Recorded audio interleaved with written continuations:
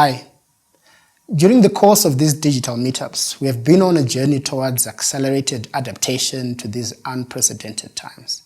We have and continue to explore how we can create and sustain change cultures in our hubs, creative spaces, and social enterprises. In the first meetup, we had Josiah sharing his experiences on adapting and pivoting using digital platforms. And he also challenged us to think as the CEOs of Africa when coming up with African solutions.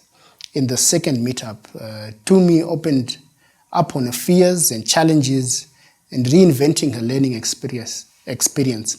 She also shared with us how we should relearn our learning for us to take it to the next stage. Going forward, it is important to also look at the story that we are telling as we go through this process of adaptation. What do we see beyond our current settings? I would like to share with you a few ideas and thoughts on how we can expand our spheres of influence to create impact in our respective creative and social economies. Let's talk about legacy building. More specifically, let's talk about reclaiming our legacy.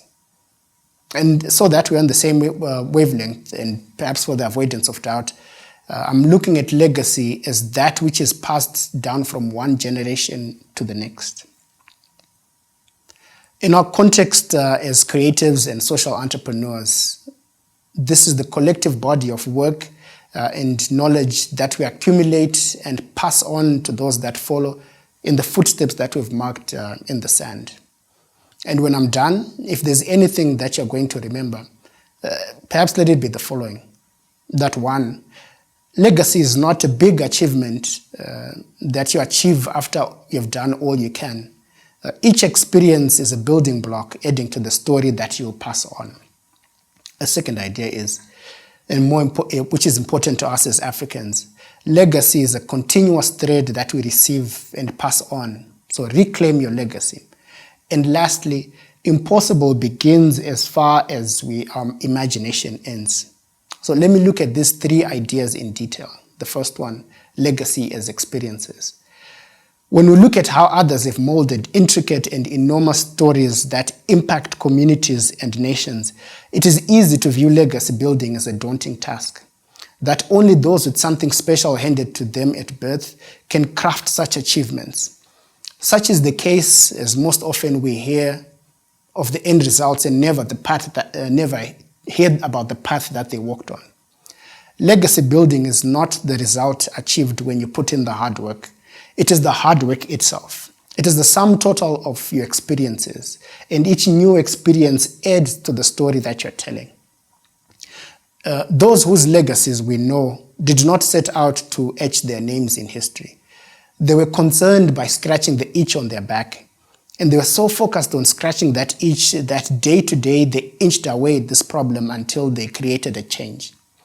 Each day we are crafting a particular narrative, but taking, or in some cases not taking any action on a day-to-day basis, we are penning the story that will be told of us. Tomorrow is defined by today. As we focus on the now, keep a small thought in your mind about tomorrow. How will your decisions that you make today turn out tomorrow? A very wise man, a towering figure in his space and whose actions mentor me, once taught that learn to do well. With each day, with each task, learn to always do better. As a creative entrepreneur, as a social enterprise, as a hub community, what small decisions will you make today that will define your tomorrow? My second thought, reclaim your legacy. So we talk about building your legacy, but when we really look at it, it neither begins or ends with you.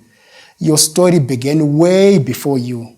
You received it from those that came before you, and you have the privilege and responsibility to color it with your experiences, and after that you can only connect it to those that come after you.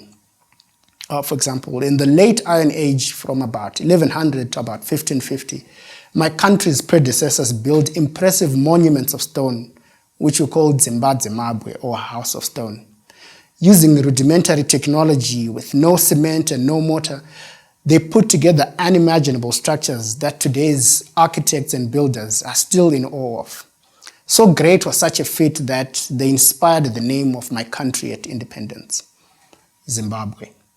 The stories that they weaved through their craft and their culture and their intricate chevron patterns still influences design and interaction to this very day.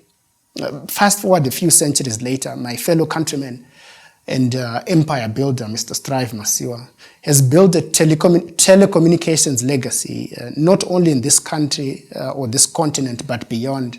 And despite many odds, his sphere of influence now goes beyond the telecommunications industry. His story is and will continue to be told in renewable energy, in digital technologies, in health, in education, in philanthropy, and many spheres or many sectors. I can tell you of many more legacies that have been handed down to me and that I have a responsibility to pass on. But from all of them, I realize and I recognize that I was born in a nation of creative builders. I need not to begin to build my legacy from the ground, but I'd rather I need to claim it and add to my story. And such is the legacy that I hope to pass on to my children and those that will be inspired by the path that I've taken. I'm sure all across this great continent we have such stories and heritage. Your heritage is rich with stories of art and of creativity, stories of resilience, of bravery and of courage, of resourcefulness, of community, of charm and of magic. How do these audacious stories influence you? How do they help you define your authentic African story? Our decisions are not our decisions alone. We carry with us the responsibility of generations. As we are the product of those that cleared the path before us, and we are the torch bearers of those that come after us. No pressure. My third idea, dare to imagine. And I won't say much on this as you've already been inspired in many countless books and inspirational talks, but I'm just here to remind you to dream big. As an individual, a community, or an enterprise tasked with influencing the next generation of Africans, inflate your imagination.